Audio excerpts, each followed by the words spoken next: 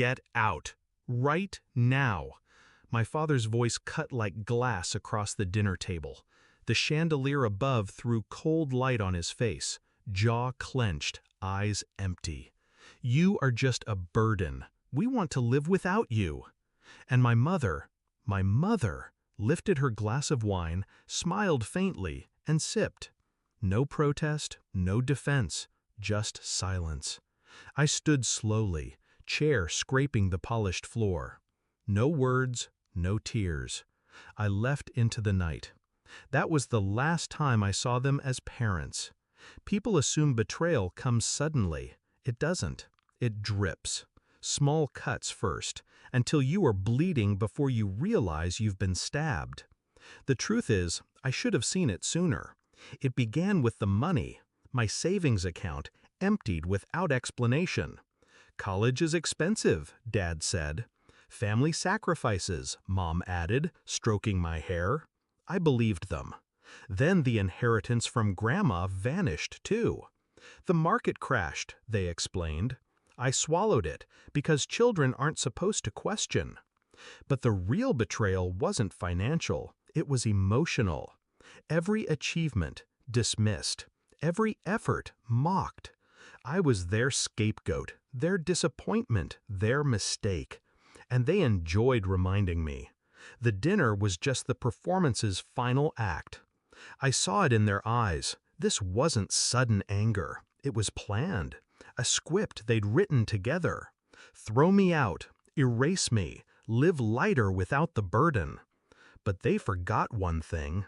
I don't disappear. I wait. The night I left, I didn't cry. I sat in a cheap motel room, staring at the ceiling. And in that silence, a clarity settled in my chest like steel. If family ties could be severed so easily, then I owed them nothing. If love was conditional, then loyalty was too. So I made a choice. I would not beg. I would not break. I would build. And when I was ready, I would burn them down. The plan started with patience. I took the jobs no one wanted. I studied when no one watched. I built my name brick by brick in a city where no one knew I belonged to them. Behind the scenes, I gathered property deeds, business records, tax files.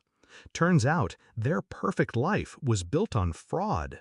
Shell companies, embezzled funds, loans taken in my name.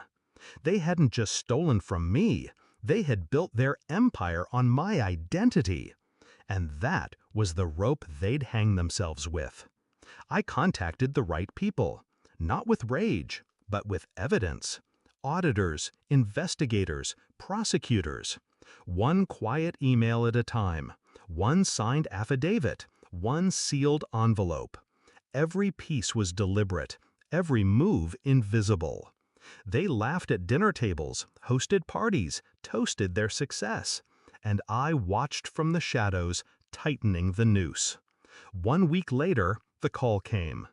I was in my office when a colleague walked in, phone in hand. "Did you hear? Your parents are in big trouble." I didn't flinch, didn't smile, didn't even look surprised. I just said, calmly, "I know." Because I had written the script this time. The downfall wasn't loud, it was surgical. Their assets froze first, accounts drained by the state. Then came the headlines. Local couple charged in multi-million fraud scheme.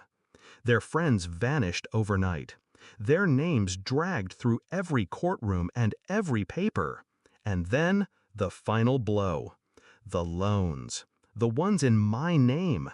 Evidence showed they had stolen their own child's identity to fund their lifestyle. No amount of wine could wash that stain away. I saw them once more, across a courtroom. Dad in a wrinkled suit, Mom in plain clothes, stripped of her jewels. No smiles, no glasses of wine. When our eyes met, I didn't see guilt. I saw fear. The kind of fear that comes only when someone realizes the person they buried is the one burying them now. Dad tried to speak. His lips moved around my name. But I turned away before the sound could reach me, because I was done listening. Do I regret it? No. Regret is for people who lose something. I didn't lose parents. I lost illusions. And when illusions burn, they leave behind truth. The truth that family isn't always sacred. The truth that sometimes justice must come from your own hands. They wanted to live without me. Now they do.